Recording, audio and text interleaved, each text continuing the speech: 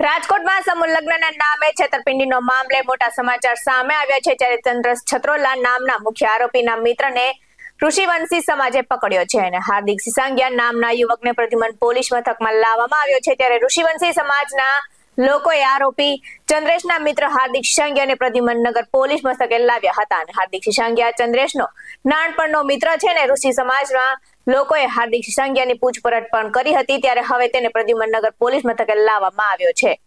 ઘટનામાં એવું છે, આ દીકરી છે મારી, હું એના બાપુજી થાઉં છું। આ મારા ભાઈની સગા ભાઈની દીકરી છે। હવે આ ભાઈને જાણ થઈ એટલે એ ભાઈને અહીંયા મવડી ચોકડીથી એને કેચઅપ કર્યા, પછી એને ઘરે લાવ્યા પ્રેમથી। પહેલાં તો એની આરે કોઈ જાતનું કંઈ સ્વાભાવિક એને એમ કીધું ભાઈ ઘરે આવો તો મારે વાતચીત કરવી છે। પછી ભાઈ ઘરે આવ્યા, પછી અમે પોલીસ સ્ટેશનમાં જાણ કરી અને એ લોકોએ એમ કીધું તમે અહીંયા લઈને આવો। પછી અમે એ લોકોને અમે પોલીસ સ્ટેશન અટાણ લઈને આવ્યા છીએ।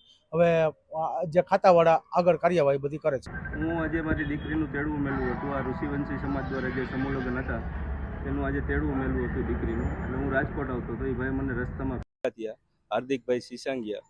એમને મેં પૂછ્યું કે ચંદ્રેશભાઈ ક્યાં છે, તો કે મને કાંઈ ખ્યાલ નથી। એટલે મેં કીધું મારે 2 મિનિટ તમારી સાથે વાત કરવી છે, તમે મારી સાથે ઘરે આવો।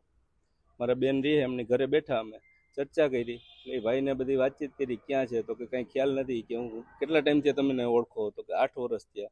હું તમારી બેની તો છેડાછેડી બાંધેલી છે, તલે તલે તમે બે ભેગા હોવ છો, છતાંય તમે એમ કહો ખબર નથી। તો એક ભાઈએ પ્રશ્ન કર્યો કે 4 વર્ષ પહેલાં આ લોકોએ એવું કાંડ કર્યું હતું।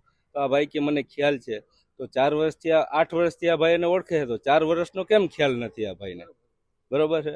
એટલે આ ભાઈ એમની હારે સામેલ છે અને ચંદ્રેશભાઈ ક્યાં છે એ તમામ પ્રકારની માહિતી આ ભાઈ પાસેથી તમને મળશે। અચ્છા, પછી તમે શું કર્યું એના પછી? આ ખબર પડી પોલીસ ખબર પડી એટલે આપણે પોલીસ ચોકીમાં જાણ કરી, બરોબર, સદરમાં જાણ કરી। પછી એ લોકો કે હવે પ્રદ્યુમનમાં લઈને આવો, એમને અહીંયા લઈને આવ્યા છે। BS9 ન્યૂઝ સાથે સાહિલ સપા સાથે મીત પયાણી, રાજકોટ।